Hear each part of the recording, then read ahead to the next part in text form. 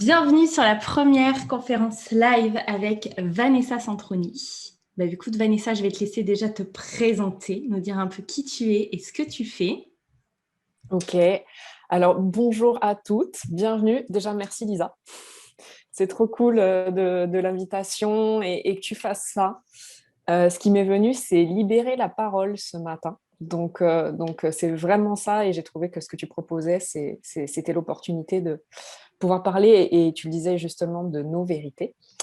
Alors moi, je suis Vanessa Centroni, je suis coach et consultante business. J'insiste sur les deux, coach et consultante, parce que je fais les deux. À savoir que je travaille à la fois avec les entrepreneurs et aussi avec les entreprises, et généralement avec des très grandes entreprises. Je vais rester sur les entrepreneurs, puisque là, il y aura plutôt des entrepreneurs que des entreprises. Donc, ce que je fais avec les entrepreneurs, c'est que j'aide les entrepreneurs à augmenter leur chiffre d'affaires et tout ça en démultipliant leur impact dans l'objectif de laisser un héritage. Voilà, tout un programme. Alors, il y en a plein qui me disent c'est quoi un héritage, etc. L'héritage, c'est ce qu'on a envie de laisser au monde. Après, plus ou moins grand, certains, ça va être que leurs enfants, que leur famille. Il y en a d'autres qui ont envie d'avoir des impacts plus grands. Et en fait, moi, je travaille vraiment là-dessus.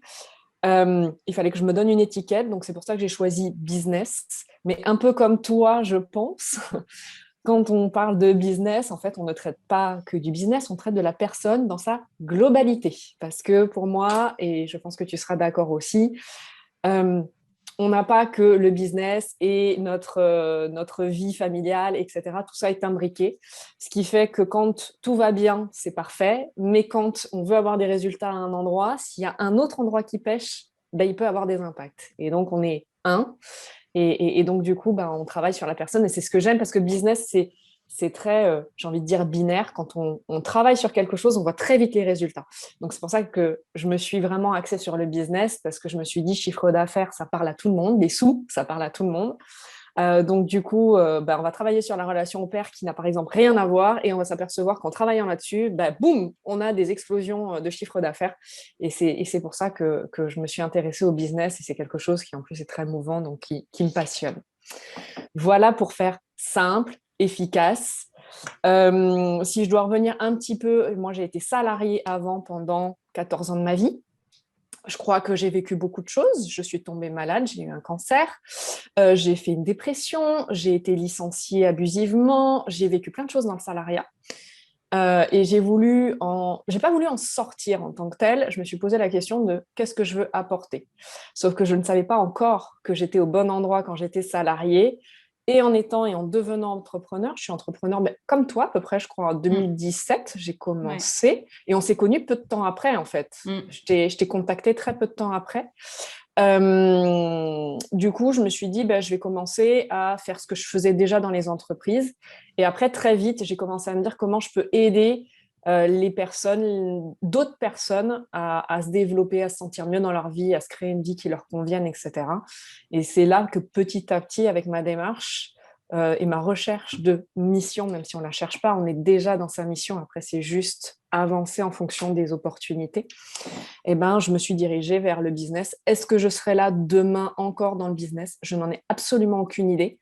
À aujourd'hui, c'est là-dedans que je m'éclate et avec mes clients et clientes, puisque moi, je fais du coup les deux. Donc, cliente entrepreneur, mais aussi client entrepreneur. Voilà. Et belle présentation. Je pense qu'on est d'accord sur beaucoup de points. On se rejoint sur beaucoup de points. Parce que effectivement, être coach business, c'est pas que business, hein, ça passe Non. par beaucoup d'autres choses. Mm. On est là où c'est requis, on va dire. Voilà, on intervient Exactement. là où c'est requis. Bon, bonjour Exact. à toutes, je vois vos commentaires. Salut les Yes. filles. Donc aujourd'hui avec Vanessa, on va parler de la place de la femme dans la société. Vaste sujet. Donc, tu l'as compris à travers l'événement Humanity Commitment, j'ai vraiment envie qu'on partage des sujets de société. Et bon, Mm. la femme et tout ce qui est associé à la femme, c'est un vrai sujet de société. Et qu'on vienne partager justement cette vision qu'on partage toutes les deux aussi, un peu dépolarisée du sujet. Donc, qu'est-ce que c'est déjà pour toi?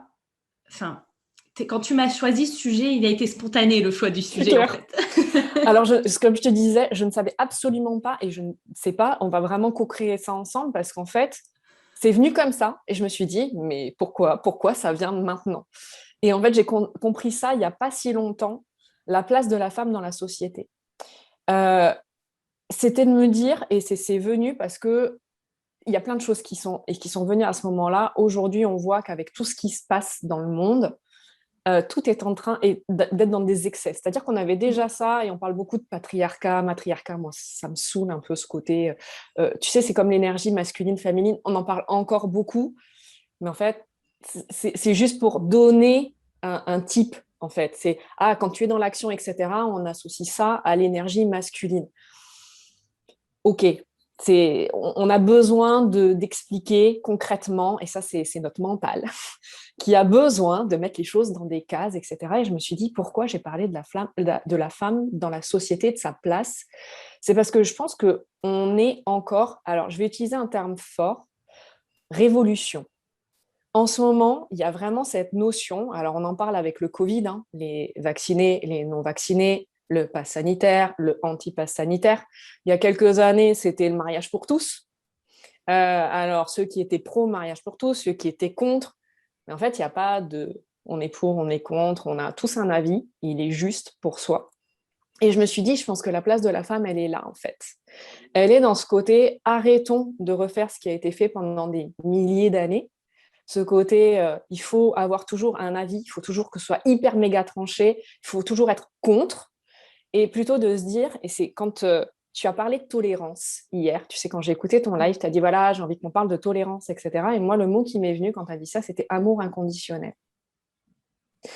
Et je pense qu'en tant que femme, et pourquoi ce rôle-là sur nous, on en parlera, je pense qu'on va échanger là-dessus, mais c'est parce que jusqu'à aujourd'hui, on n'osait pas, on se laissait faire, et donc je pense que là, ça ne va pas plaire, parce qu'on s'est toujours considéré comme opprimé, comme étant euh, euh, euh, réduite, alors qu'en fait, on s'est laissé opprimer, on s'est laissé réduire, mais je pense que c'était pour quelque chose de plus grand, c'est-à-dire de faire venir cet amour inconditionnel et de le faire vivre.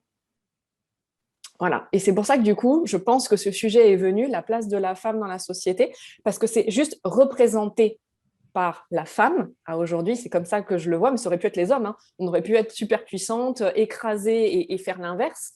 Et puis après, les hommes auraient pu venir en mode, bah, nous, on a envie d'apporter autre chose. Et je pense que la place de la femme dans la société, c'est vraiment ça, c'est de dire, OK, on revient à quelque chose de plus équilibré, on revient à quelque chose avec beaucoup plus d'amour. Et qu'est-ce que c'est que l'amour et comment on a envie de le transmettre, cet amour. Et c'est pour ça que ce sujet, il est venu pour moi. C'est un sujet en plus qui me parle, puisque je détestais les femmes dans ma première partie de vie où je ne voulais pas bosser avec les femmes. Les femmes, je pense, me faisaient clairement peur, parce que j'avais peur de moi-même. Et où je me suis dit, bah voilà, je pense que c'est le moment d'en parler, c'est le moment d'afficher que je ne suis plus en bataille contre moi, mais je suis vraiment dans l'intégration de la totalité de mon être, homme, femme, asexué, qu'on mette ce qu'on veut, romantique, non romantique, bref, peu importe. Mais c'est vraiment ça, et se dire, c'est plus l'amour inconditionnel qui est représenté par la place de la femme. Il y a un mot que j'aime beaucoup et pourtant il n'est pas très apprécié, mais j'en parlerai dans ma conférence le 11, c'est l'indifférence. Et c'est un mot qui est beaucoup revenu dans la communauté LGBT dont je fais partie. Alors je n'aime pas le mot communauté, je n'aime pas me mettre dans une case, mais par lien de cause à effet, j'en fais partie. Et ça a été quelque chose à un moment donné qui a été très demandé, le droit à l'indifférence. Et j'aime bien cette notion. Parce qu'en fait, il n'y a pas de différence entre l'homme et la femme, foncièrement, à part des différences physiques, physiologiques, il n'y a pas de différence. Et on devrait toutes pouvoir avoir ce droit à l'indifférence. Et je pense qu'aujourd'hui, il y a effectivement, comme tu disais, un espèce de combat où on voit la société passer un peu du patriarcat à limite au matriarcat parfois. Et est-ce que vraiment c'est ça qu'on veut en fait? Est-ce que l'essence de la bataille au départ, c'était ça? Je pense pas que c'était ça en fait. Je pense que c'était plutôt justement l'égalité et l'indifférence en fait. Peu importe que ce soit un homme ou une femme, c'est pas grave en fait. On s'en fout. C'est complètement, c'est complètement inutile de voir la différence. Clairement. Aujourd'hui, tu la situes comment la place de la femme dans la société? Je pense qu'en fait, justement, elle se cherche. Et c'est pour ça que pour moi, il y a ce côté, il ne faut pas qu'on tombe dans les travers de ce qu'on a vécu et de ce qu'on a décrié. On dit que pendant des siècles, voire des millénaires, on a été opprimés, et pas que nous, parce que je pense qu'on peut parler aussi des peuples, style les Noirs, qui se sont sentis esclavages, etc., etc., etc. Mais c'est de dire à un moment, il y a cet aspect, tu sais, de supériorité, en fait. Et on se dit, bah, les hommes, entre guillemets, et je grossis le trait, hein, et volontairement, parce que j'aime bien aussi le côté clash, les hommes ont été toujours supérieurs à nous, etc., on va leur rendre la monnaie de leur pièce. Et c'est beaucoup ce qu'on voit, c'est-à-dire que plutôt que de prendre du recul sur tout ça, aujourd'hui, on est en train de se dire, OK, on veut changer les choses, mais ce qu'on nous a appris, et ça c'est quelque chose, c'est une mémoire collective qu'on a, etc., ce qu'on nous a appris, c'est que pour se faire entendre, il fallait se battre, il fallait combattre. Et je pense que tu as ce genre de personnes, et on le voit hein, dans la rue, on voit les femmes. Moi, quand je vois les femmes, les fémènes là, qui montent leur sein, etc., oui, droit à ton corps, etc., etc., ok, t'en fais ce que tu veux. Enfin, et je comprends que tu ne veuilles pas que des hommes puissent le toucher et que c'est pas normal et tout ça. Il y a plein de choses qui ne sont pas normales. Mais est-ce que tu crois vraiment que c'est en allant à la guerre que tu vas gagner et changer les mentalités? Je pense que c'est pas ça. Et on est beaucoup à vouloir changer ça et se dire arrêtons d'être contre, arrêtons de vouloir combattre, arrêtons de vouloir montrer du doigt et plutôt montrons d'autres alternatives. Et je pense que c'est là qu'on a toute notre force. Je pense qu'il y a effectivement une partie où nous, on en fait partie, on va dire, qui est créatrice, qui a envie de créer des alternatives. Tout à fait. Et tu as une partie qui, pour le coup, est beaucoup plus combattante. Et pour moi, les deux sont nécessaires. Autant le lanceur d'alerte et la personne qui va manifester dans la rue, elle est nécessaire parce qu'elle a fait son job d'éveil de conscience hein, aussi. Hein. Elle fait son job de mettre le doigt sur ce qui ne va pas, de montrer ce qui ne va pas. Et c'est ce qui permet à des gens comme nous qui sont plutôt, on va créer une alternative, de créer des alternatives. Tout à fait. Je pense qu'en fait, les deux se répondent. Et si les femmes militaient pas, on n'aurait peut-être pas cette possibilité, nous, de juste prendre notre place, en fait, tranquille, de pas se dire... Enfin, moi, je sais pas si tu sais pas toi, mais moi, je me suis jamais dit, je cherche ma place ou je dois prendre ma place, en fait. J'ai toujours eu l'impression que j'avais la place que je voulais et que si je voulais une autre place, je prenais une autre place, point, en fait. Je me suis jamais sentie limitée. Après, moi, j'ai travaillé dans un monde de femmes avant en tant que salariée. Donc, j'étais toujours entourée de femmes. La plupart, à part les big boss qui étaient toujours des hommes, sinon, N+1, N+2, N+3, c'était souvent des femmes. Donc, j'ai toujours eu cette ambiance où, en fait, si je veux, je peux, tu vois. Alors que moi, c'était l'inverse, tu vois. Moi, j'ai connu l'inverse où justement, j'étais dans des milieux plutôt d'hommes et où la femme devait se battre pour prendre sa place, pour avoir sa place. Et du coup, les femmes se foutaient entre elles. Hein. Moi, j'ai été dans des endroits où je suis arrivée, j'avais un certain salaire, un certain niveau, et j'avais une nénette qui était au même niveau que moi. Elle m'a dit, ce n'est pas normal. Et d'ailleurs, elle a fait courir des rumeurs sur moi, comme quoi j'étais passée sous le bureau, blablabla, parce que j'étais mieux payée qu'elle. Et c'est là que moi, j'ai commencé à me poser la question en me disant, mais en fait, j'ai demandé et j'ai eu ce que je voulais. En fait, j'ai dit, moi, je veux tant, je ne me suis pas sous-évaluée, et j'ai dit, si on ne me paye pas tant, bah, ça ne m'intéresse pas. C'est-à-dire qu'à un moment, je vais aller chercher ailleurs. Voilà. Mais moi, j'ai vraiment eu une quête de ma place, parce que comme je te disais, moi, j'avais complètement étouffé mon côté femme, j'ai envie de dire, et je me suis vraiment moulée dans le côté, et j'ai été éduquée comme ça, hein, avec un papa hyper autoritaire, et qui m'a dit, si tu veux arriver à avoir des résultats dans la vie, il faut que tu te battes, toujours. Donc, j'ai toujours été en lutte contre moi-même, déjà, première étape, et après contre les autres. C'est-à-dire que je voulais de l'amour, il fallait que je me batte pour que je puisse trouver ma place dans mon couple. Il fallait que je me batte pour que j'ai des amis qui me voient. Il fallait que j'en fasse plus, il fallait que, etc., etc., etc.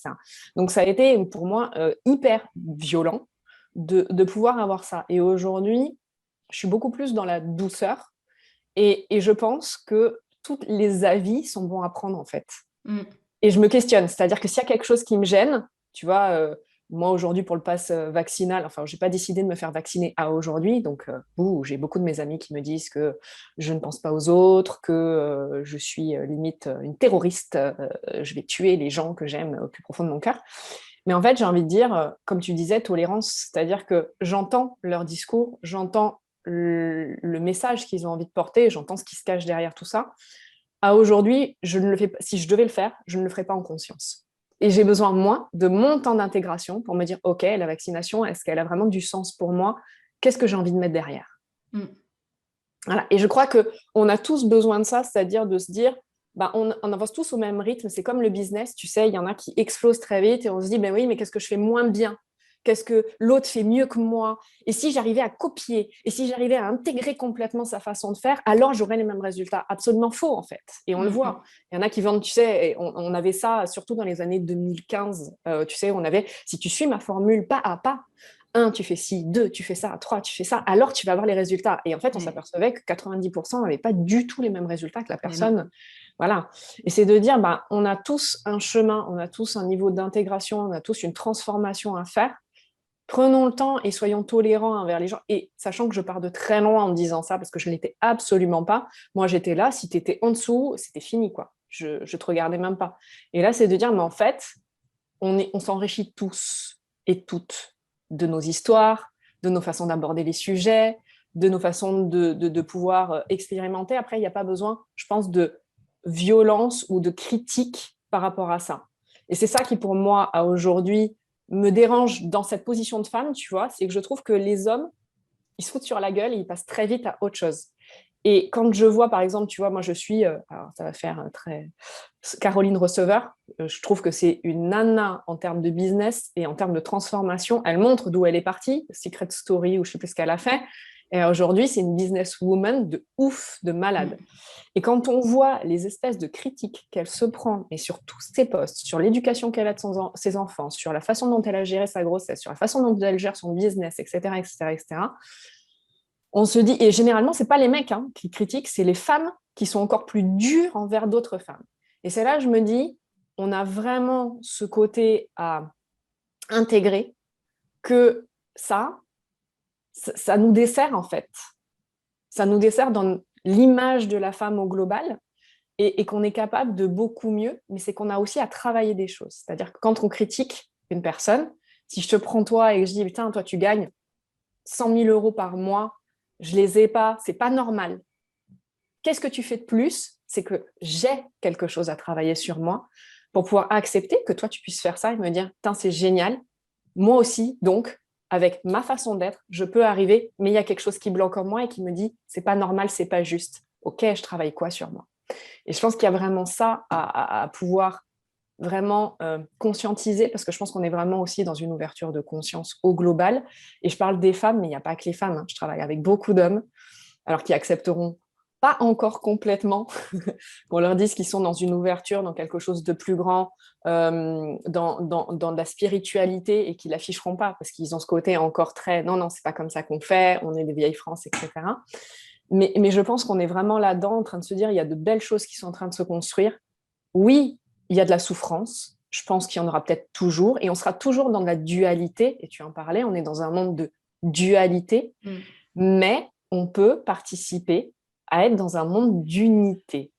Et c'est moi ce que je dis, c'est l'individuel dans le collectif et le collectif dans l'individuel. Et je crois que c'est vraiment ça qui est en train de se mettre en exergue sur tout ce qui est en train de se passer et ça va de plus en plus vite en fait. Tu le vois bien avec l'actualité et en fait le vaccin. Il y a beaucoup de gens qui vont se faire vacciner pour eux individuellement, mais pour eux c'est un geste collectif. Et ceux qui ne vont pas se faire vacciner, qui sont anti-pass sanitaire, tout ça, ils vont te dire, je le fais pas pour ma santé, mais je le fais pas aussi pour la société de demain. En fait, on est encore une fois sur des objectifs communs, sauf qu'on les exprime pas de la même manière, on n'agit pas de la même façon, et du coup, ça crée un conflit là où ça ne devrait pas créer de conflit en fait. On est tous en train d'œuvrer pour nous individuellement et pour le collectif, sauf qu'on le fait de manière différente, mais on nous a appris à avoir un avis, comme tu disais, un avis tranché de préférence, parce que si tu n'as pas d'avis, tu ne sers à rien. C'est ça. Tu n'es pas intelligent. On nous a appris à avoir un avis et on nous a appris à surtout dissocier le bien du mal. Il y a forcément notre bonne manière de faire et de penser et la mauvaise en face. Et c'est pareil, je trouve, dans le côté féministe ou la place de la femme. On oublie les hommes dans le débat, en fait. Complètement. Les hommes, ils sont complètement oubliés. C'est-à-dire que on va parler de féminisme qu'avec des femmes, on va parler de féminin sacré qu'avec des femmes. Mais où est l'homme là-dedans? L'homme aussi, il a un féminin sacré. L'homme aussi, il peut être féministe et défendre les femmes et les encourager dans leur ascension. Enfin, je pense que ton chéri est comme ça. qui t'encourage dans ton Clairement. ascension et tout. Clairement. Et en fait, je pense que les hommes ont une grande place à jouer là-dedans, en fait. Ils sont C'est pas ça. complètement exclus, au contraire, ils devraient vraiment être dans le débat. Mais tu vois, je pense que par exemple, le mot féministe, au départ, pour moi, quand au départ, je me suis dit, ah ben, il y a les féministes, donc elles sont pour le droit des femmes. Et en fait, quand tu regardes, c'est non, elles sont pour l'égalité des sexes. Ça n'a rien à Mm. voir, en fait. Mm. Sauf qu'on a mis un terme qui, pour moi, a déjà une connotation qui n'est pas la bonne, en fait, derrière. Donc, quand tu pars là-dessus, déjà, tu te dis, il y a quelque chose qui va pas, qui va pas le faire. Mm, mm. On est humaniste, et je pense que Oui. le terme, c'est ça, c'est on est des êtres humains, donc on est humaniste, et je dirais même en sens plus large, puisque du coup, on parle beaucoup maintenant de nouveaux mondes, de nouvelles terres, de tout ça, et de dire on réintègre un petit peu tout ça, etc. Mais on choisit des termes qui sont encore avec une connotation, on est à droite, on est à gauche, on est blanc, on est noir, on est zéro, on est un. Et donc, il y a encore cette dualité, même dans le terme de féministe, en fait. Et je trouve ça dommage, parce que, en effet, comme tu disais, pour moi, féministe, c'était les hommes sont à part. Et on le voit aujourd'hui quand on est On le voit. féministe, alors qu'on parle d'égalité des hommes avec un gros H majuscule, de l'humain, et ben là, on est en train de dire, bah non, non, non, c'est les femmes avec elles qui ont envie d'asseoir qu'elles existent, qui ont envie d'avoir les mêmes droits. Et généralement, c'est aller en plus dans le sens opposé. C'est-à-dire que plutôt que de dire, bah, nous, ce qu'on veut, c'est l'équité, c'est de dire à des hommes, ah bah ouais, avant, tu sais, je t'ouvrais la porte ou je te tenais la porte. Bah, maintenant, tu te démerdes, je te la claque à la figure. Bah, en fait, non. Ce qu'on veut, c'est que tout soit possible et que toi, demain, tu es un homme, bah, je te tiens la porte quand tu passes derrière moi, en fait. Mm. Aussi. Mm, mm. Voilà, c'est pas parce que je suis une femme que je peux pas t'ouvrir la porte de la voiture si j'en ai envie, que je peux pas être méga romantique et t'offrir des fleurs. Moi, j'offre des fleurs à mon mec. Voilà, je lui offre des bouquets de fleurs. Et on va me dire, ah mais Vanessa, mais c'est les hommes qui doivent faire ça. Ben, pas du tout en fait. Mon mec, il adore les fleurs. Alors oui, je vais peut-être pas lui acheter des roses parce que je sais quelles sont les fleurs qu'il aime. Il adore les lys, donc je vais lui acheter des fleurs qui lui plaisent. Mais pourquoi un homme, il n'aurait pas le droit de recevoir des fleurs? Pourquoi un homme, il n'aurait pas le droit d'être invité au restaurant? Pourquoi un homme, il n'aurait pas le droit à tout ça en fait? Donc ouais, plus d'équilibre, plus je sais pas, c'est ensemble. Tu vois, le mot qui me vient, c'est ensemble. On est tous ensemble et toutes ensemble. Voilà, donc c'est vraiment ça. Et féministe, pour moi, est vraiment pas un terme qui aide à ce qu'il y ait cette égalité et qu'on retrouve cette égalité euh, homme-femme. Voilà, on va dire ça comme ça, mais Ouais, de genre complètement. et d'identité. Je sais pas, parce que il y a vraiment ce côté qui est en train de se dissocier aussi. On a le physique d'une femme, mais toi, voilà, tu aimes les femmes. Il y en a qui aiment les deux. Il y en a qui peu importe. Et c'est de dire en fait, l'amour c'est beaucoup plus large que ça. Et c'est pour ça que pour moi, l'amour inconditionnel, c'est aussi d'accepter qu'on est tous différents, mais on est tous ensemble. Et on s'aime dans nos différences, dans ce qu'on s'apporte, et on va ensemble, vers quelque chose de complètement nouveau qui peut faire peur, parce que quand on parle de nouveau monde, de tout ce qui s'est passé, je pense qu'il y a un an, quand il y a eu l'arrêt, enfin, la Terre s'est arrêtée, les hommes se sont arrêtés, entre guillemets, de faire ce qu'ils avaient fait pendant 3 mois. On a vu la Terre qui a repris ses droits très très vite. Les animaux, moi j'aurais adoré être là-bas, mais tu vois les dauphins qui revenaient à Venise et on les voyait qui se baladaient dans les canaux de Venise, mais c'était grandiose. Et je me dis, mais en fait, on avait peut-être besoin de ça pour se dire, ok, on est capable de pouvoir créer un écosystème tous ensemble, et pas que hommes-femmes, mais hommes, femmes, minéraux, animaux, végétaux. On peut peut-être trouver tous un équilibre pour s'apporter pour se faire grandir et pour évoluer et construire cette nouvelle terre ensemble, en fait. Et toi, tu as quoi comme avis, vision ou information reçue pour ce nouveau monde? Ce qu'on appelle ce nouveau monde. Mais alors, vision, je te dirais, j'avance pas à pas, avec mes peurs aussi, hein, parce que je transforme et je transmute beaucoup, et ça me dit, il faut vraiment nettoyer tout ce qui est les mémoires collectives, les mémoires de nos vies en tant que femme, mais homme, hein, parce que là, je suis en train de travailler sur les mémoires du côté de mon papa, pour justement nous ouvrir à l'illimité. Tu sais, on parle beaucoup d'illimité, mais l'illimité, on se pose toujours la question, l'illimité, ça va où? Ça s'arrête où? Etc. Et en fait, alors qu'on sait qu'on est dans un univers qui est en constante expansion, en fait. Notre univers qui avance, qui tourne en ellipse et qui continue à s'agrandir, mais on se dit, voilà, ok, mais ça va s'arrêter quand? Est-ce que ça va s'arrêter avec notre mort? Est-ce que ça va s'arrêter avec la fin de notre planète? Est-ce que ça va s'arrêter, etc., etc. Et moi, j'ai juste envie de dire, avançons avec ce qui est le plus juste. Et je crois que c'est vraiment ça, c'est se reconnecter à soi. Moi, c'est ce qui me vient en ce moment. Alors, tu me diras, toi, ta vision et comment tu le perçois. Mais j'ai l'impression qu'il y a vraiment ce côté de reconnexion à soi qu'avant on appelait de l'égoïsme. Voilà, de dire, tu penses à toi, donc tu es égoïste. Mais de se dire, si je me reconnecte à moi, si j'arrive à m'exprimer, alors déjà, je trouve qu'il y a moins de violence puisqu'on exprime des choses que l'on ressent, mais en restant ouvert à la vie des autres et à se dire, OK, est-ce que ça me convient? Est-ce que ça ne me convient pas ce qu'on est en train de me dire? Ça ne me convient pas, je ne suis pas obligée de cracher sur dessus ou de stigmatiser le sujet, la personne. C'est juste dire, ce n'est pas la voie vers laquelle j'ai envie de me diriger. Ben, moi, je vais chercher ce qui me convient le plus et ce que mon cœur me dicte. Et je crois que c'est vraiment ça, c'est de se libérer de tous ces carcans qu'on a pu avoir, comme je disais, depuis longtemps. Et il y a vraiment ça pour moi, c'est cette transformation-là, et de se reconnecter à son amour à soi-même pour le rayonner autour.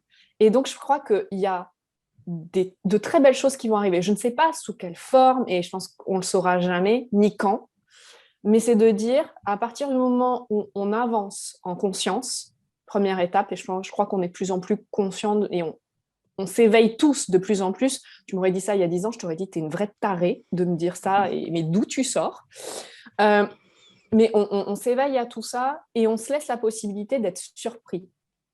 Ce qui n'était pas le cas avant. Avant, on rentre dans un moule et on avance et on ne se pose pas trop de questions. Et là, c'est de se dire, punaise, mais on se pose des milliards de questions, mais on n'attend plus forcément de réponses et on avance avec ce qui est en train d'arriver. Et je crois que c'est vraiment... Et en restant soi. Et je pense que c'est vraiment ça, c'est vraiment de se réaligner à soi, d'exprimer ce qu'on veut dans la vie, ses attentes, ses désirs, de pouvoir dire haut et fort, je ne sais pas comment ça va se passer, mais je veux ça et je me donnerai les moyens d'avancer dans cette direction. Et qu'il n'y ait personne en face qui puisse nous dire, ton rêve, il est illusoire. Ton rêve, il est trop grand pour toi. Tu es une fille de pêcheur et tu veux devenir présidente des États-Unis, c'est illusoire pour toi. Et je pense que tout est en train de changer en se disant, punaise, tout est possible, mais avec la peur encore du comment qu'on lâche petit à petit à force de se recentrer en fait sur soi. Et ça, déteint sur le collectif. Et je trouve que c'est hyper flippant, et je pense qu'il faut se le dire, c'est hyper flippant, mais c'est hyper... le côté flip fait quelque chose d'encore plus d'amour, encore plus grand, encore plus merveilleux, et en se disant, ok, ça fait peur, mais de plus en plus, on a envie d'aller vers ces peurs-là, vers cet inconnu, parce que je pense que c'est vraiment ça, c'est l'inconnu, on est en train de vraiment casser tous les codes, toutes les règles, tout ce qu'on a pu écouter en histoire, etc., et tout ce qu'on a pu vivre, et on est en train de se dire, mais en fait, il y a de nouvelles perspectives qui s'ouvrent à nous, et je commence à comprendre que l'illimité existe vraiment. Ouais. C'est beau. Voilà beau ce que tu dis. Voilà le truc. Je sais pas ce que tu en penses, hein.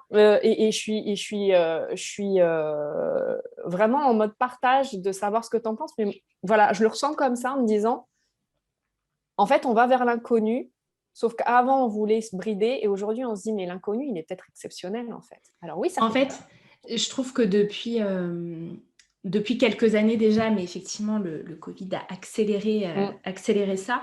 Je trouve qu'on a vu de belles choses en fait dans l'humanité. On a vu notre capacité d'adaptation qu'on sous-estimait.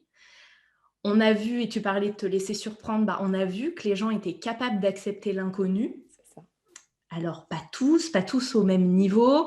Il y a eu beaucoup de peur et je pense que beaucoup d'entre vous ont senti ces vagues de peur collective quand c'est arrivé, mais on a vu que l'être humain au niveau mondial était capable de ne pas savoir et de ne pas non plus être en totale panique avec le fait de ne pas savoir. Et finalement, c'est très beau en fait, parce que c'est ce qu'on nous enseigne en développement personnel, c'est ce qu'on nous enseigne en pleine conscience, c'est ce qu'on nous enseigne en éveil, etc.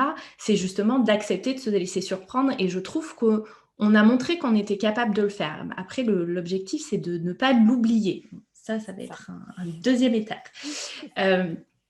Mais pour la vision, tu vois, je trouve qu'on vit un peu une période, et je pense qu'elle va durer un petit peu encore, d'uniformisation, où là, on Mm, essaye vraiment de tout uniformiser au niveau mondial mm, et d'uniformiser le monde et les gens. Mais je pense que c'est aussi requis et nécessaire pour aller vers l'unicité dont tu parlais après. tout à fait. Et je pense que voilà, là, on traverse pas la phase la plus sympa. Mais la phase d'après va être cool. En tout Mm, cas, moi, j'y crois et c'est vraiment ce que je pense, c'est que ça va nous amener à plus d'unicité et du coup à plus d'individualité. Parce que là, pour l'instant, ce qu'on nous a enseigné du collectif, mais si on regarde juste à l'échelle de la nation, hein, on nous a enseigné dans le collectif qu'il y a une norme où si tu rentres dedans, c'est bien, où tu as ta liberté, mais rentre dedans quand même. Hein, voilà. Mais un peu large, mais pas trop. Et dès que tu es en dehors, c'est pas normal, quoi. Tu n'es pas normal quand tu es en dehors de cette norme. Et c'est ce qu'on nous a appris comme liberté. Hein, c'est la devise de notre pays. La liberté, c'était ça, c'était d'entrer dans la norme ou ne pas en être. Mais si tu n'y es pas, bah, tu n'y es pas. Et c'est compliqué, et les regards, les jugements, etc. Parce que tu n'es pas dans cette norme-là. Donc finalement, on nous a un peu lissé l'individualité, elle existe, mais elle est quand même lissée. On nous a appris qu'il fallait avoir un CDI, que pour avoir accès à ça, il fallait avoir ça. Enfin, ça a toujours été sous condition, parce que c'était plus facile à gérer. Hein. Moi, je suis persuadée que tout ça est arrivé parce que bah, concrètement, quand tu gères une nation, c'est plus simple d'avoir des règles et des mm, conditions que de dire, oh, bah, faites ce que vous voulez, et puis on verra, on va arbitrer individuellement. Donc, c'est sûr qu'on a simplifié, mais à force de vouloir simplifier le monde et la gestion, on a simplifié l'humain. Et je pense qu'on va en sortir de ça, en fait. ouais. Et qu'à un moment donné, on va revenir à l'individualité, à l'unicité, au droit d'être, de faire, de Mm, penser ce qu'on veut. Et, euh, et du coup, à beaucoup plus, finalement, d'équité et d'égalité dans tout à tout, fait. en fait. Parce que c'est aussi ça, le jeu. Et je sais que moi, ça a été une grosse étape dans mon éveil à un moment. La dépolarisation, moi, je l'ai vraiment intégrée aussi de manière mentale, où quand je me voyais dérangée par quelque chose, ou quand je voyais que j'avais un avis sur quelque chose, j'allais voir l'autre côté. Je forçais mon cerveau à faire Mm, l'exercice inverse et à penser de l'autre côté, à aller voir l'autre côté. Je l'ai fait pour tout, même les pires trucs. Même ouais. que pense un terroriste. Je l'ai Mm, fait sur tous les sujets pour forcer mon cerveau à avoir cette capacité en 2 secondes, en fait, d'avoir un avis puis son inverse.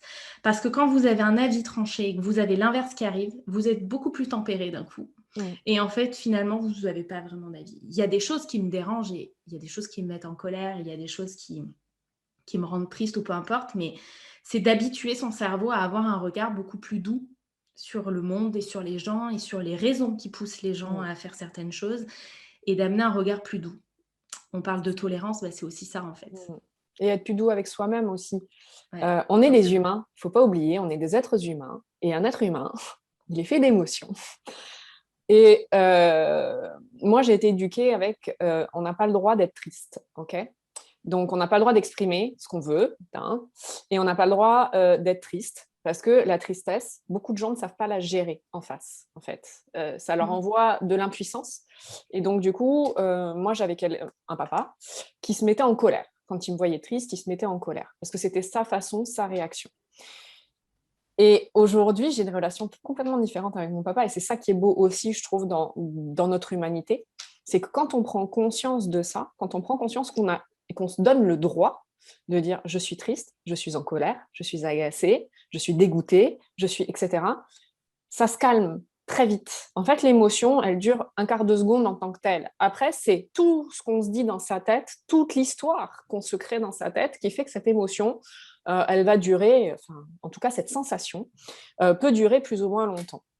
Donc moi, j'ai été quelqu'un de très, très, très colérique, mais colérique explosif. C'est-à-dire que comme je retenais tout, le jour où ça explosait très fort. Généralement, ça faisait très mal à la personne qui le subissait. Et quand j'ai réussi à intégrer le fait que j'étais en colère et à l'exprimer, dire, tu vois, là, d'entendre ça, j'ai la colère qui est en train de me monter. Je ne sais pas forcément dire pourquoi, parce que du coup, la colère, il y a le cerveau qui est au taquet, de dire, OK, j'arrête, on arrête la conversation, on la reprendra plus tard. Et dire, OK, qu'est-ce qui se cache derrière cette émotion, qu'est-ce qui se cache derrière cette colère, qu'est-ce qui se cache derrière tout ça. Et de mettre des mots, même si la personne en face me disait qu'elle n'était pas d'accord avec moi, l'émotion n'était plus là. Donc, je reprenais ma puissance aussi. Et je pense que c'est ce qu'on est en train de vivre, c'est-à-dire de réintégrer notre humanité, parce qu'on a voulu se positionner, je ne sais pas, comme des dieux, comme, je sais pas, à un moment. En fait, il y a eu on a toujours été dans la scission. Pareil, la spiritualité était ailleurs. Le côté divin, il était ailleurs. On devait le chercher dans une religion, on devait le chercher dans une secte, on devait le chercher dans un groupe, dans une communauté, on devait le chercher quelque part. Alors qu'en fait, c'était en nous. Sauf que la problématique, c'est comme on avait ce côté tout très scindé, du coup, quand on allait vers la spiritualité, du coup, alors il fallait lâcher tout ce qui était humain, donc le besoin de pouvoir se nourrir, le besoin de pouvoir gagner de l'argent, de pouvoir, etc. Donc il fallait, la spiritualité, c'était on fait de la méditation pendant des heures et des heures et des heures. Je ne dis pas que c'est mal, je dis juste que tout est juste en fait, mais il faut réintégrer toutes ces parts. Et toutes ces parts, c'est pas juste dire je veux pas écouter mon mental. Si, écoute ton mental. Moi, j'en ai beaucoup et je pense que c'est ça qui est en train de beaucoup bouger. Et c'est pour ça, comme tu disais, on est dans un truc qui est pas cool. C'est parce qu'en fait, on est en train de réintégrer tout ça en nous et de dire, en fait, il n'y a pas juste l'humain, on est beaucoup plus que ça. Et oui, on a une complexité intérieure qui est pas facile à gérer au quotidien. Et trouver un équilibre, c'est pas simple tout le temps. Sauf que si on s'écoute vraiment, si on sait se dire, OK, là, stop, je me mets dans ma bulle, j'entends ce que toutes mes parts ont à dire et je les intègre, alors tout est beaucoup plus fluide, tout est beaucoup plus doux, tout est beaucoup plus facile. Et je crois que c'est vraiment ça, c'est qu'à aujourd'hui, on a encore ce côté, et moi je le vis encore, hein, j'ai été secouée là pendant 2 semaines comme il faut pendant mes vacances, je ne m'y attendais pas, c'est de dire, en fait, OK, plutôt que de me dire, putain, je veux pas le voir. Qu'est-ce qui va pas? C'est dire, OK, je prends du recul, qu'est-ce qui est en train de se passer là maintenant? Et je prends le temps d'accepter que c'est juste pour moi là maintenant. Et je crois que c'est vraiment ça, c'est tout ce qui est en train de se passer, que ce soit à l'extérieur, à l'intérieur, peu importe, c'est de dire tout est juste. Et si je prenais le temps de regarder ça, et j'aime bien ton histoire de je regarde ce qui, moi, me conviendrait au départ, mais je regarde aussi son opposé. Et une fois qu'on a traité ça, en fait, on revient dans un état de neutralité. Je pense que c'est vraiment ça, un état de neutralité, d'équilibre, et de dire, mais pourquoi ma vision à moi serait mieux que la vision de l'autre? Même si c'est sur des sujets très durs, hein, et comme tu le disais, les terroristes, moi, je ne me suis pas posé la question parce que j'ai beaucoup de clientes qui travaillent sur leur trauma en ce moment, et je m'aperçois que beaucoup ont vécu des viols en étant petites, etc., des attouchements et tout ça. Et c'est de dire, non, ça ne devrait jamais exister. OK. Je me suis mis la position de ma cliente, mais si je me mettais de l'autre côté, qu'est-ce que ça veut dire de l'autre aussi? Qu'est-ce qu'il ressent par rapport à ça? Qu'est-ce qu'il cherche en faisant ça, etc. En fait, ça nous met dans quelque chose d'équilibré, en tout cas, pour moi, c'est ça la justesse. C'est de dire, OK, je prends les deux côtés de l'aimant, en fait. Je ne prends pas que le plus. Et c'est pour ça, pour nous aussi, on arrête de vouloir prendre que le plus de nous. Ah, moi, je suis super bonne là-dedans et je veux voir que ça. Non, mais en fait, tu as d'autres choses. Tu as des casseroles comme tout le monde. Et de les réintégrer, ça te donne encore plus de puissance, en fait. Et je crois que c'est vraiment ça qui est en train de se passer dans le monde extérieur, mais dans nos mondes intérieurs aussi, c'est de dire, j'ai pas voulu voir ça avant. Je pense qu'on n'était peut-être pas ouvert à ça, ou c'était pas le moment, point basta. Maintenant, je suis en train de le voir, qu'est-ce que j'en fais? Et certains mettront des œillères parce qu'ils ne sont pas prêts, et c'est juste. D'autres s'ouvriront complètement, et ce sera juste aussi, parce que comme tu disais, il faut de tout. Et c'est de ce tout que va découler l'unicité.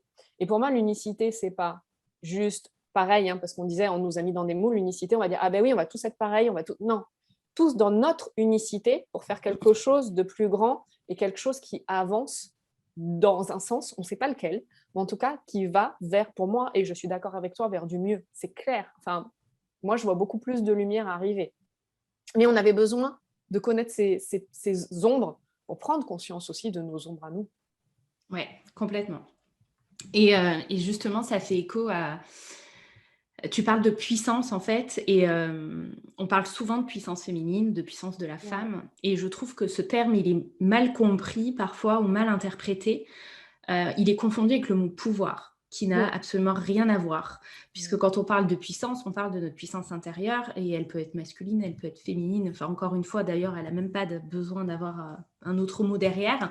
La puissance, en tant qu'être humain, on l'a tous à l'intérieur de nous. C'est notre propre puissance, c'est celle qui vient nous nourrir de l'intérieur, nous motiver, nous pousser, nous amener à sortir de notre zone de confort. C'est ça qu'on vient nourrir, c'est notre moteur intérieur, en fait. La puissance, c'est en aucun cas rayonner sur les autres, écraser les autres, c'est hyper intime, en fait, la puissance. C'est hyper intime. Évidemment que ça va se voir, sur l'extérieur, ça va se voir sur nous, on va être mieux, on va se sentir mieux, on va rayonner, les autres vont le voir, mais c'est en aucun cas pour attirer les autres ou pour avoir du pouvoir sur les autres. Et je trouve que souvent, c'est mal interprété, c'est mal marketé dans le business, la puissance féminine. Souvent, c'est mal marketé et on s'en sert pour...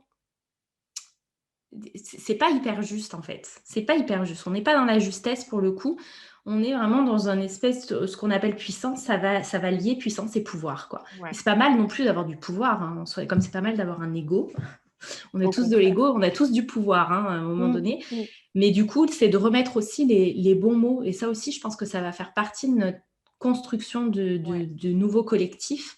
C'est de remettre du sens dans les choses. Quand on parle de conscience, c'est prendre le temps aussi d'être en conscience, de vivre ses émotions, de les accepter. Et c'est aussi donner du sens, du bon sens aux choses. Parce qu'on a manqué de bon sens. Et là, il nous faut du bon sens dans notre société. Et ça passe aussi par les mots.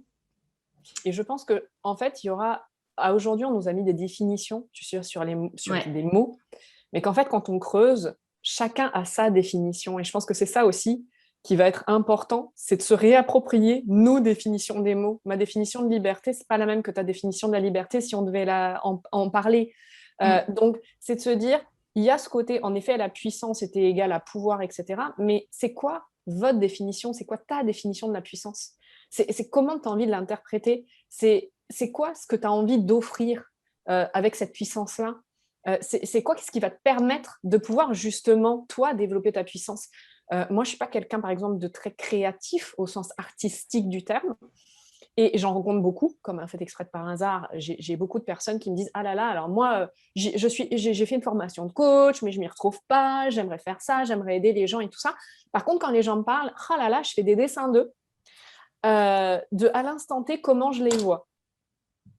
Mais je ne sais pas ce que je vais pouvoir en faire. Et là, j'ai juste envie de dire, arrêtons de vouloir se mettre dans des cases. Nous avons tous nos talents, nous avons tous nos façons d'être et nous sommes toutes et tous puissants. Et on s'apporte, c'est-à-dire que moi, c'est ça que j'adore aussi. Et tu es pareil dans tes coachings, et moi, je sais que je le prône aussi. C'est pas parce que tu es coach que tu es tout puissant par rapport à ton coaché. C'est juste qu'à un moment, ton coaché, il est venu te voir parce qu'il sent, au fond de lui, que pour déployer plus de puissance, plus sa puissance, sa lumière, on met le mot qu'on veut derrière, bah, il sent qu'avec toi, il va pouvoir débloquer, il va pouvoir avoir des déclics sur les choses. Et c'est ça que moi, je trouve génial, c'est de dire, OK, aujourd'hui, je suis par exemple ta coachée, mais demain, tu seras peut-être ma coachée. Parce que tu m'as aidé à un instant T, j'ai évolué, potentiellement mon évolution va te parler et tu vas revenir vers moi. Et c'est ça que je trouve vertueux dans la puissance, en tout cas la définition que je mets derrière, c'est qu'il n'y a pas de gens au-dessus, en dessous, moins bien, pas assez. C'est juste, on est tous en train de s'entraider et je pense que c'est vraiment là-dedans qu'on est en train d'arriver et d'où la place de la femme, parce qu'on démocratise beaucoup plus cet aspect-là, je pense. Les hommes sont encore un petit peu en shadow par rapport à ça. Ils le font moins facilement parce qu'ils auraient peur qu'ils perdent leur place, entre guillemets. Alors que nous, étant donné qu'on se dit on n'a rien à perdre, autant aller jusqu'au bout du truc, on y va. Et en fait, c'est de se dire, ah, aujourd'hui, tu viens me voir, mais en fait, tu es quelqu'un de puissant, sauf que tu ne le vois peut-être pas encore.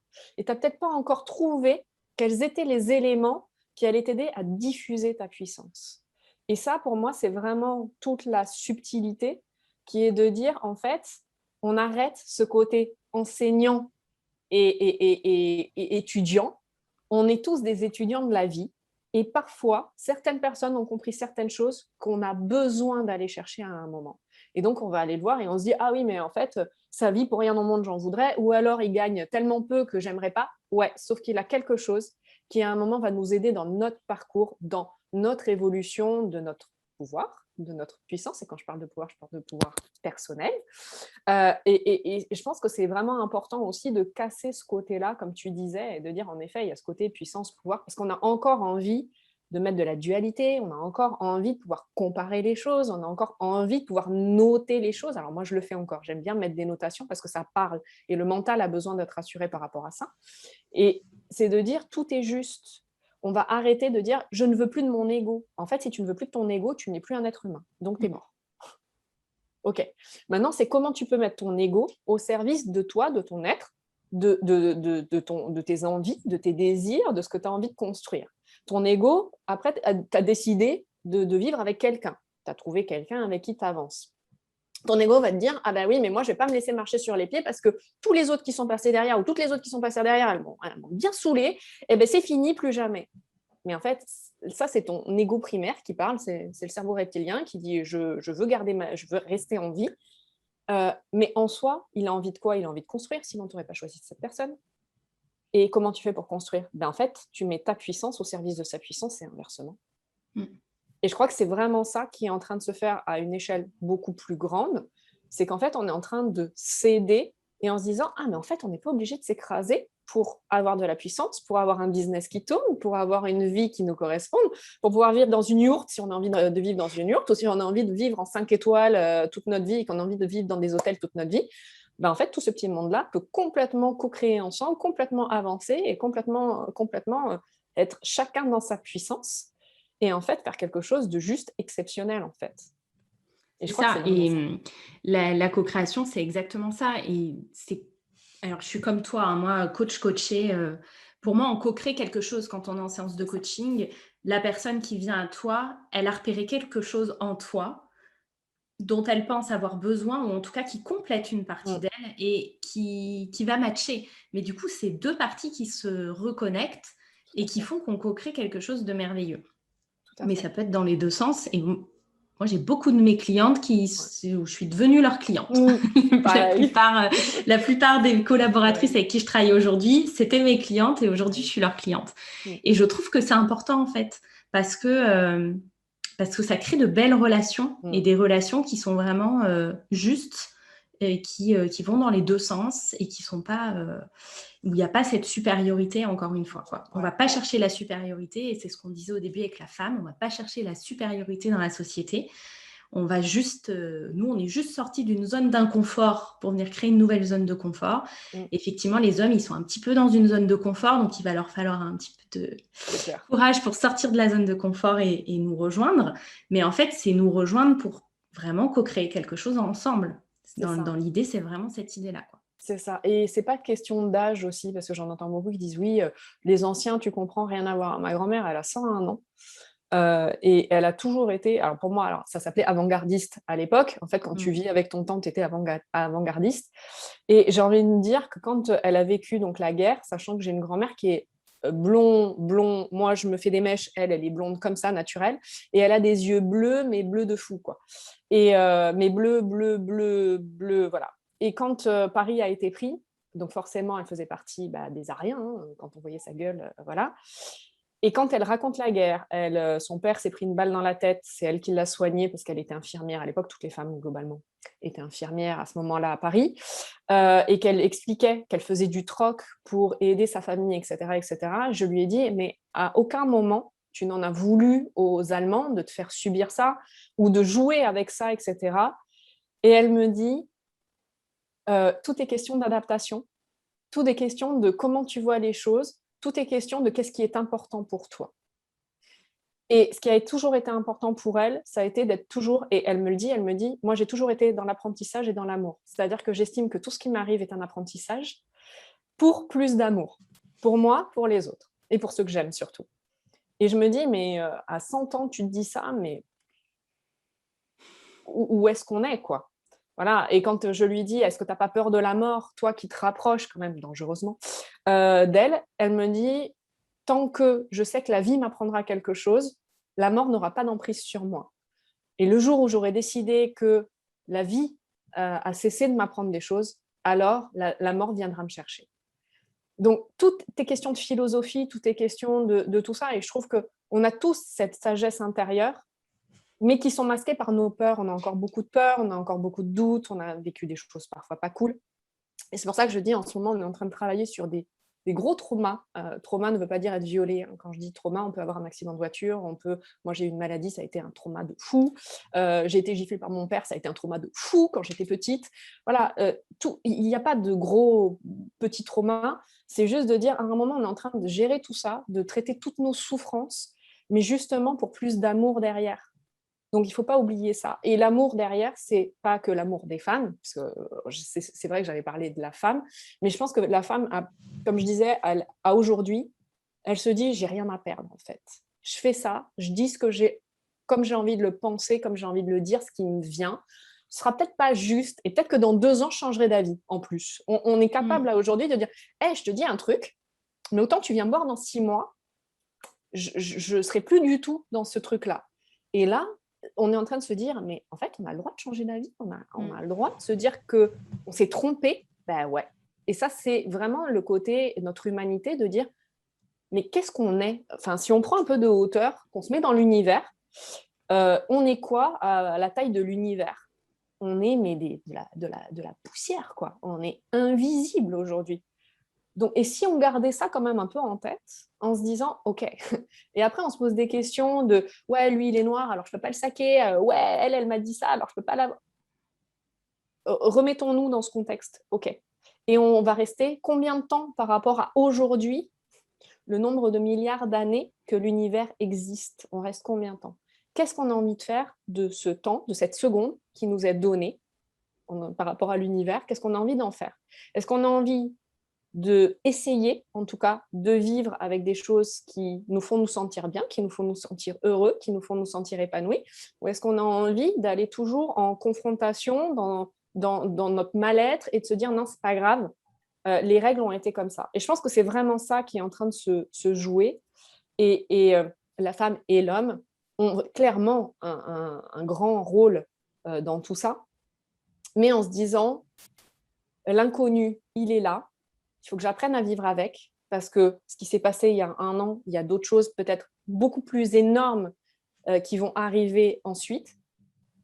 Mais est-ce qu'on est prêt? Aujourd'hui, on est en train de se préparer. On est en train de travailler là-dessus, on est en train de se poser toutes les questions, on est en train de se transformer, et je pense que c'est vraiment ça, pour quelque chose qu'on n'imagine même pas. Mais même pas. Et moi, je vois vraiment l'amour au centre de tout ça, même s'il y aura toujours des disparités, même s'il y aura toujours, ce sera toujours dans ce sens-là pour moi. C'est, on avancera. Alors, avec pour soi, individuellement, et parfois sans le savoir pour le collectif, parce que beaucoup avancent pour eux en disant moi, et puis finalement, en fait, ils aident le collectif. Et beaucoup seront dans le collectif et s'oublieront eux-mêmes, mais ils œuvreront quand même pour eux. Et je pense que c'est vraiment ça qui est en train de se faire, c'est de se dire, OK, on a besoin de tout le monde. On ne s'entend pas avec tout le monde, et c'est juste, et on s'autorise à l'être, on s'autorise à le dire. Et on n'a pas besoin de se foutre sur la gueule pour se dire qu'on ne s'entend pas. Puis parfois, on se perd de vue, puis parfois, on se retrouve, puis parfois, on va avancer un bout de chemin ensemble, puis parfois, voilà. Et je pense que les relations de couple aussi, c'est beaucoup ça, où on a été élevés. Alors au départ, les femmes étaient choisies par les mecs, et puis c'est les familles qui disaient voilà. Après, ça a un petit peu changé, et aujourd'hui, on décriait beaucoup le divorce, etc. Et moi, quand je me suis mariée avec Thomas, je lui ai dit, je ne pourrais jamais me marier parce que se poser la question, est-ce qu'on va à l'église ou pas? Alors, je ne suis pas croyante, donc c'était très compliqué pour moi. Parce que je lui ai dit, je vais mentir le jour de mon mariage. Déjà, c'est compliqué pour moi. Parce que je vais être obligée de te dire que je t'aimerai jusqu'à la fin de tes jours. Mais j'en sais rien, en fait. Et là, il m'a regardé, il m'a dit, ah, c'est pas cool. J'ai dit, mais c'est pas une question de, ah, aujourd'hui, je t'aime. J'ai pas de souci avec ça. Mais qu'est-ce qui va se passer dans 10 ans? On n'en sait rien. Je ne sais pas comment je vais évoluer, je ne sais pas comment tu vas évoluer. Et si nos vies font qu'à un moment, on doit se séparer, mais moi, ce que je veux, c'est qu'on soit intelligent pour se dire au revoir et se souhaiter tout le bonheur du monde pour la suite, en fait.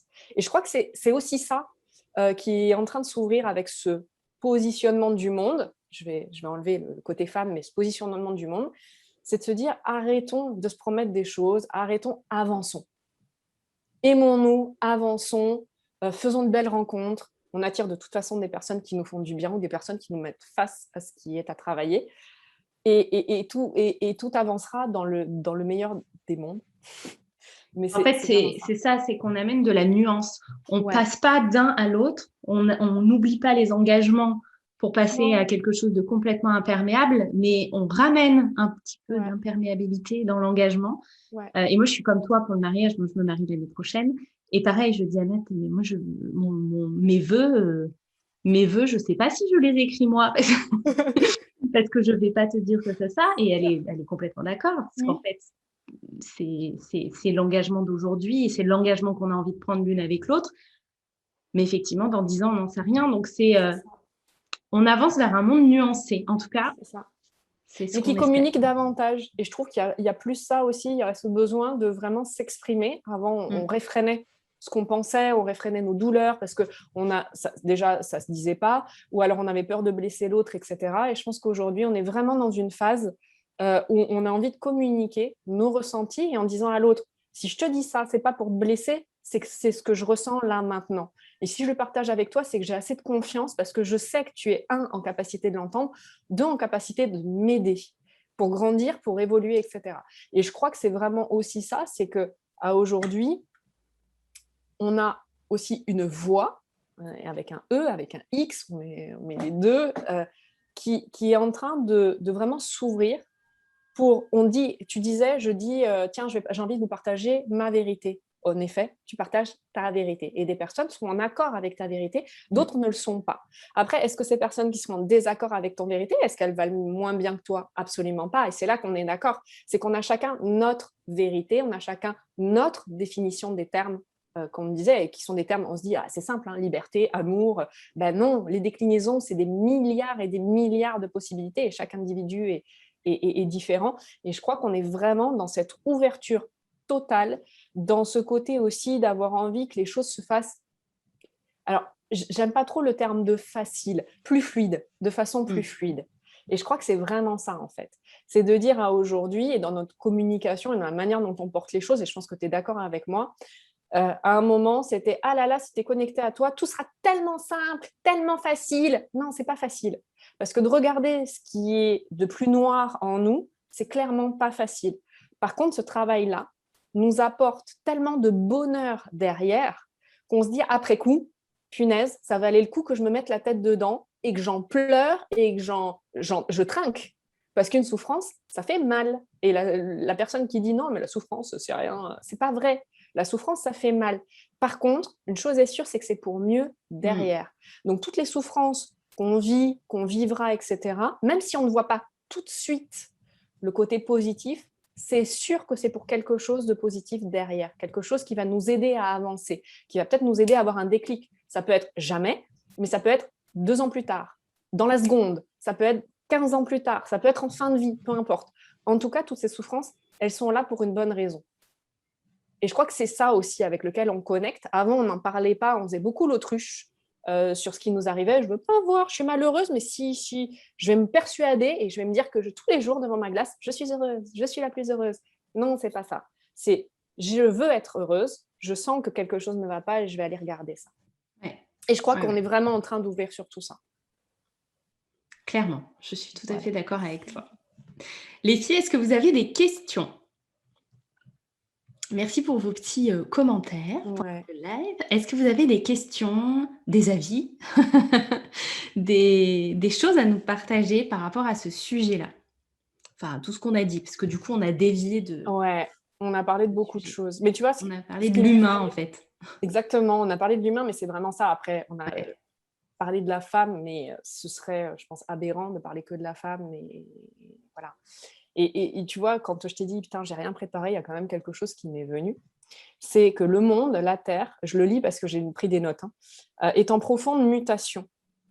La femme, en tant que telle, a clairement un rôle plus lumineux à jouer, en partenariat avec l'homme. Nous sommes un. L'objectif, c'est celui de montrer d'autres voies, donc voies avec le E et le fameux X, d'autres alternatives, d'autres règles du jeu, et tout cela dans l'amour et dans la joie, avec de la fluidité. C'est vraiment ça qui m'est venu, en fait. Et bien, ça résume bien tout ce qu'on a dit pendant ce live. Top, trop bien. Bon, il n'y a pas de questions, pas de commentaires. J'espère que ça vous a plu. J'espère que ça t'a plu. C'était trop cool. Et merci, franchement, Lisa, merci d'avoir permis ça. On n'en voit pas beaucoup. Je te l'avais dit, hein, moi, les séminaires et tout ça, machin, séminaires business et tout ça. Et là, tu nous offres justement une autre façon de pouvoir se regrouper, de pouvoir partager, une autre façon de pouvoir échanger, de pouvoir dire les choses, de pouvoir dire notre vérité à l'instant T. Et donc, je voulais te remercier J'ai hâte de voir tout ce que tu nous prépares avec les autres filles.